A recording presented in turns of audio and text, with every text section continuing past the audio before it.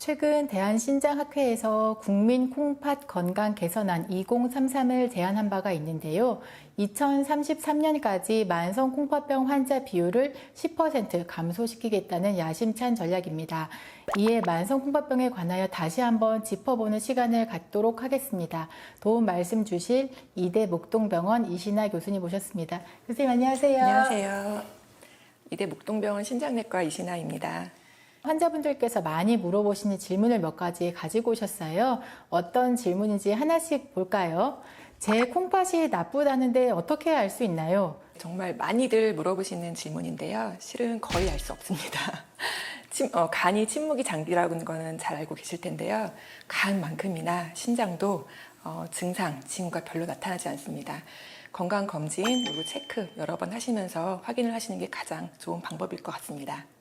그러면 콩팥이 나쁘다고 해서 오시는 경우에 궁금해하시는 것들이 내 콩팥이 도대체 왜 나빠졌는지에 관해서 물어보시거든요. 네, 일단 통계에서는 일단 당뇨병성 신장병, 그다음에 고혈압, 또 뭐 그 밖에 여러 가지가 있기는 한데 다들 이제 그런 기저병을 모르고 오시는 경우도 많거든요. 근데 자세히 이제 여쭤보면은 예전에 혈압이 있었던 것 같기도 한데 조절을 안 했어요. 이런 경우가 굉장히 많습니다. 신장내과 찾아오시는 많은 이유 중에 하나가 그 소변을 보고 나면 거품이 바글바글하다, 좀 부어요 뭐 해서 많이 오시는 경우도 있고, 요즘에 많이 가렵고 피곤한데 인터넷을 찾아보니까 이거는 콩팥이 나쁜 경우라 하더라, 이렇게 해서 오시는 경우도 굉장히 많이 있어요. 이런 경우가 생기면 이게 다 콩팥이 나빠진 거일까요? 반은 맞고 반은 아니다라고 할 수 있습니다. 단백뇨가 거품이 나는 건 사실인데요. 모든 거품뇨가 단백뇨는 또 아닙니다. 예를 들어 내가 고지혈증 약제를 먹고 있다, 그런 경우에 또 간혹 거품뇨가 나오는 경우도 있고요. 또는 이제 염증뇨인 경우에도 거품뇨가 나오는 것처럼, 물론 이제 그런 경우에는 증상도 같이 있겠지만은 거품뇨가 나오는 것처럼 보일 수도 있습니다. 부종이 있는 경우에, 부종이 있다고 해서 모든 분이 다 신장이 나빠져서 부종이 생기는 건 아니고요.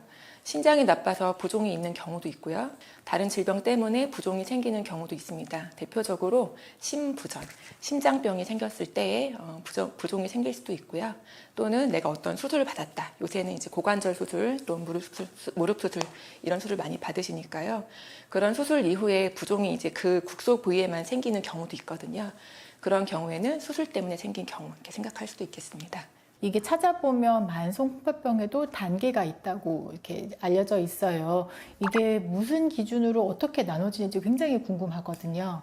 표면적으로는 이제 사고체 여과율을 구해서 거기서 60 이상인 경우엔 거의 증상이 없기 때문에 그런 60을 기준으로 우리가 보통 이제 얘기를 하고요. 딱 가운데, 즉 단계가 1단계부터 5단계까지 있는데 3단계가 이제 60을 딱 기준입니다. 그래서 30에서 60이 3단계, 그 이하 15까지가 4단계, 15 미만이 되면은 이제 5단계가 되고요. 이제 환자분들한테는 쉽게 설명드릴 때는 괜찮습니다 하는 정도가 저는 이제 60 기준으로 설명을 보통 드립니다. 암 같은 경우도 뭐 1기, 2기, 3기, 4기 해서 내가 어느 단계에 해당되는지 굉장히 궁금하시거든요. 그럼 사실 만성콩팥병도 딱 진단이 되면 환자분들께서 내가 심각한 건지 아니면 그냥 가벼운 건지 궁금해 하시기도 하고, 단계가 나눠지면 이게 많이 진행한 경우에는 어떤 기준으로 이게 많이 위험해서 그렇게 단계가 나눠진 건지 궁금한데, 혹시 그거에 대해서도 말씀을 좀 부탁드릴게요. 1, 3기, 4기, 5기 이렇게 기수로 나누는 거는 조금 저는 오해가 있을 것 같아서 항상 단계라고 말씀을 드리거든요. 1단계, 2단계에서는 거의 증상이 없기 때문에 보통 3단계에서부터 집중적으로 이제 치료를 하게 되어 있습니다. 치료를 하면은 약물도 쓸 수 있고요. 1단계, 2단계에서 했던 보조요법도 같이 진행이 되기도 하고요. 그런 이제 치료법을 다 같이 이제 조합을 해서 단계가 더 진행되지 않게끔 하는 게 치료의 목표라고 이해해 주시면 되겠습니다. 사구체 여과율은 뭐 60 이상인데, 아까 말씀하신 이제 거품뇨, 단백뇨가 굉장히 많이 나오는 경우도 만성 콩팥병이라고 할 수 있나요? 네, 그럴 수 있죠. 네. 신장 기능과 단백뇨가 나오는 거는 약간 별개의 문제이면서도 같이 가는 문제이기도 한데요. 기능은 매우 좋지만 단백뇨가 많이 나오는 경우도 만성 콩팥병 질환의 스펙트럼 안에 들어 있습니다. 그 정의 자체가요. 신장에 어떤 변동이 있거나 또는 소변에 어떤 변동이 있을 때 다 만성 콩팥 질환이라 하고요. 그 단계를 나눈 거는 이제 사고체 여과율을 따라서 단계를 나누는 것 때문에 1단계이든 2단계이든 단백뇨가 있으면은 만성 신질환의 스펙트럼에 들어오게 됩니다. 그런데 아까 말씀 주시긴 하셨지만 또 환자분들 많이 물어보시는 게 신장내과 열심히 다니시는데 저는 증상이 없어요. 나 아무 증상이 없는데 왜 콩팥이 나쁘다고 하냐고 이렇게 네, 또 네, 물어보시거든요. 네. 그럼 이게 정말 증상이 없는 건지 아니면 있는데 못 느끼는 건지 이건 어떻게 네. 설명을 해주실까요? 두 가지로 설명을 드릴 수가 있는데요. 첫 번째는 정말 증상이 없는 경우입니다. 신장 기능이 이제 떨어진 게 약간 경미한 경우에는 증상이 정말 없을 수도 있어요. 그럼 환자를 이제 안심시켜 드리고 이러저러한 상황이니까 우리 보조요법으로 갑시다 이렇게 설명을 드리고요.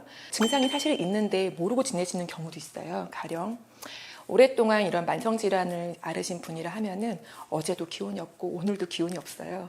딱히 어디 아픈 데가 없다 그러면은 나 정말 증상이 없는데 왜 자꾸 신장이 나빠졌다고 하는 건지라고 말씀하시는 분 굉장히 많으세요. 그럼 우리 지금 빈혈도 심하고 기운이 많이 없고 소화도 안 되시고 그러지 않았어요? 라고 여쭤보면은 그런 것 같습니다라고 얘기하실 때도 있습니다. 결국엔 증상이 있는데 이제 못 느끼고 그렇죠. 지나가시는 예. 경우도 많이 있는 거죠. 콩팥병 단계를 말씀을 하셨는데요. 또 굉장히 궁금한 것 중에 하나가 이게 3단계, 4단계, 5단계 이렇게 이제 점점 진행을 하게 되고 조금 더 콩팥 기능이 나빠지면 결국 이제 투석까지 가는 건데 내가 지금 뭐 3단계인데 어느 정도 시간이 지나면 뭐 4단계나 5단계로 갈 수 있는지 이런 것들을 좀 알 수 있는 지표가 있을까요? 환자분이 어떻게 하느냐에 달려있다고 저는 설명을 드립니다. 근데 사실은 이제 객관적으로는 어떤 연구들도 있기는 합니다. 3단계에서 몇 년, 4단계에서는 그보다 또 더 단축이 되고 5단계에서는 더 단축이 되어서 투석에 이르른다. 근데 결론은 뭐냐면은 3단계에서 머무는 시간과 4단계에서 머무는 시간이 격차가 굉장히 큽니다. 5단계에서 투서로 가는 시기는 몇 개월로 얘기하거든요.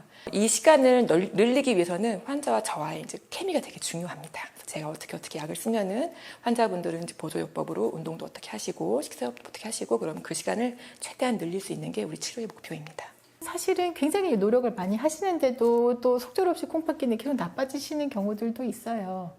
제일 안타까운 경우인데요. 만성 콩팥 질환은 결국엔 진행되는 병이기 때문에 이제 속도를 어떻게 조절하느냐가 문제이고요. 그래서는 계속 설명을 드리고 이렇게 저렇게 하라고 계속 주문을 드리는 편입니다. 네. 그러면 콩팥이 나쁘다고 하는 경우에는 이게 많이 위험한 건가요? 많이 위험합니다. 지금 증상도 없고 경미하다고 하는데 어떻게 위험한 건지 잘 피부에 와닿지 않으시잖아요. 콩팥이 어떤 걸로 이루어져 있죠? 혈관 덩어리지 않습니까? 네네. 아주 미세한 혈관 덩어리인데 그 미세한 혈관이 침범이 되었다 하면은 큰 혈관도 침범이 되었을 거라고 생각합니다. 우리 몸에서 가장 큰 혈관은 어딜까요? 심장. 네, 심장입니다. 네. 당연히 심장도 침범이 되어 있고 심장에도 병이 생기는데요. 늘 심장과 콩팥은 같이 따라간다고 보시면 됩니다. 콩팥 질환이 결국 심장 질환 또 심장 이외의 모든 혈관 질환을 다 일으키기 때문에 많이 힘들어하시고 이걸로 많이 입원하시고 뭐 그렇게 나빠지는 경우를 많이 있죠. 네. 이게 콩팥이 나쁜 게 굉장히 위험하다고 하셨는데 또 보통 신장내과 오시는 분들이 신장내과만 오시는 게 아니라 또 여기저기 다른 과를 같이 가시는 경우들이 많이 있어요. 특히 이런 경우에는 콩팥이 나빠서 신장내과를 갔는데 막상 뭐 신장내과는 약도 주지 않고 검사만 한다 이렇게 말씀하시는 경우들도 있어요. 이것은 왜 그런가요? 네, 제가 그냥 관망하는 게 아닙니다. 저 열심히 환자를 추적을 하고요. 사구체 여과율이 얼마나 떨어지고 있는지 그걸 계속 평가를 합니다. 그리고 떨어지는 이유가 분명히 있을 거란 말이에요. 가령 단백뇨가 너무 많이 늘었거나 어떤 타과에서 쓰는 약제 때문에 신기능이 떨어졌다거나 그런 거를 계속 평가하고 있습니다.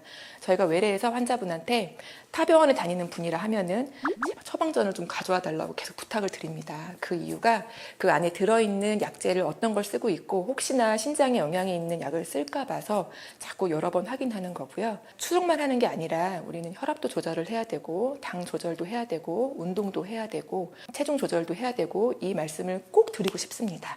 혹시 마무리하시고 싶은 말씀 한마디 더 있으시면 부탁드릴게요. 외래에 오시면은 두려워하지 마시고 질문해 주시면 좋겠어요. 오늘은 기분이 좋으실까 아니면 어디 몸이 안 좋으실까 자꾸 예측만 하게 되는데요. 그보다 먼저 말씀해 주시고 제가 여쭤보면은 상세하게 얘기해 주시면 더 좋겠습니다. 그럼 제가 환자를 파악하는데 너무 많은 도움이 됩니다.